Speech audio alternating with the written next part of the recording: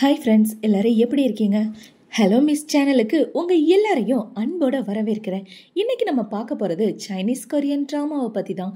அந்த ட்ராமாவெல்லாம் எதனால் நமக்கு ரொம்ப பிடிச்சிருக்கு அப்படின்னு என்னைக்காவது யோசிச்சு பார்த்துருக்கீங்களா? அதுக்கான காரணங்களையும் நம்ம எதுக்காக அந்த ட்ராமாஸ் மேலே இவ்வளோ பைத்தியமாக இருக்கோம் அப்படின்ற விஷயத்தை பற்றி தான் இன்றைக்கி நம்ம பார்க்க போகிறோம். இப்போ நம்ம எல்லாருமே தொடர்ந்து கொரியன் ட்ராமாஸ்லாம் பார்த்துட்டு வந்துட்டு தான் இருக்கோம். அவங்க லவ்வை எக்ஸ்போஸ் பண்ணுற விதமும் அந்த இடங்களும் பார்க்க ரொம்பவே அழகாக இருக்கும். நம்ம கனவுல பார்த்த இடம் மாதிரியே கண்ணு முன்னாடி வந்து நிற்க அந்த ட்ராமாஸும் நமக்கு ரொம்ப பிடிச்சி போயிடுது. அதில் வர ஆக்டர்ஸையும் ரொம்ப பிடிச்சி போயிடுது. ஏன்னா அவங்க எல்லாரும் அவ்வளோ க்யூட்டாக இருக்காங்க. அதுக்கு காரணம் அவங்க எல்லாருமே அந்தளவுக்கு பியூட்டியாக இருக்காங்க. தன்னோட அழகை பராமரிக்கிறதுல அதிக ஆர்வம் உள்ளவங்களா இருக்காங்க. பொதுவாக கொரியாவை சேர்ந்த பசங்க கிட்டேயோ பொண்ணுங்க கிட்டேயோ அவங்களோட வயசை கரெக்டாக நம்மளால கணிச்சு சொல்லவே முடியாது. ஏன்னா அந்த அளவுக்கு டிஃப்ரெண்டாக இருக்கும். பார்க்குறதுக்கு ரொம்ப யங்ஸ்டர் மாதிரி இருப்பாங்க, ஆனால் அவங்களோட வயசு அதிகமாக இருக்கும். அந்த அளவுக்கு அவங்களோட பியூட்டி மேலே ரொம்பவே ஆர்வத்தோடு இருக்காங்க. ஏன்னா தன்னை அழகாக காட்டிக்கிறதுலையும் தன்னை அழகுபடுத்துறதுலையும் அதிக நேரத்தை செலவிடுறாங்க. அது மட்டும் இல்லாமல் நேச்சுரலான விஷயங்கள் மட்டும்தான் அவங்க பயன்படுத்துகிறாங்க. இப்போ நம்ம ட்ராமாஸ்லாம் பார்க்கும்போது அதில் வர பேக்ரவுண்ட் சீன்லாம் பார்க்கவே ரொம்ப அழகாக இருக்கும். இந்த இடத்துக்கு போனால் நமக்கு ரொம்ப பிடிக்குமே, இந்த இடம் எவ்வளோ அழகாக இருக்குது, இந்த இடத்துல நான் வாழணும்னு ஆசைப்படுறேன் அப்படின்னு நமக்கே ஒரு நிமிஷம் தோணும். இயற்கையான இடத்துல தான் இப்படி கலக்குறாங்கன்னு பார்த்தா அதுக்கு மேல ஹிஸ்டாரிக்கல் ட்ராமா. எக்ஸாம்பிள் ஸ்டாரி லவ் மாதிரி ஒரு ட்ராமா எடுத்துக்கலாமே. அந்த ட்ராமால வர பிளேஸ் எல்லாமே உண்மையாவே இப்படி ஒரு இடம் இருக்கா, எப்படியா இதை உருவாக்குனாங்க அப்படின்ற மாதிரி நம்மளை வாயை பொழந்துட்டு பார்க்க வைக்கும். அப்படி ஒரு பேக்ரவுண்ட் சீன்ல தான் அந்த ட்ராமாவே எடுத்திருப்பாங்க. ஆக்சுவலாக எனக்கு ஸ்டாரி லவ் பர்சனலாக ரொம்ப பிடிக்கும்.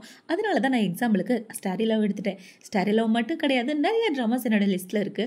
அந்த ட்ராமாவோட பேர்லாம் சொன்னா இந்த வீடியோ கண்டிப்பா முடிஞ்சு போயிடும். உங்களுக்கு எந்த ட்ராமா பிடிக்கும் அப்படின்றத கமெண்ட் செக்ஷன்ல மறக்காம சொல்லுங்க. ஸோ இந்த மாதிரி மனசுக்கு பிடிச்ச விஷயங்களை பார்க்கும்போது நம்மளோட மனசு நம்மளையே அறியாம அது மேல ரொம்ப அட்ராக்ஷன் ஆயிடுது.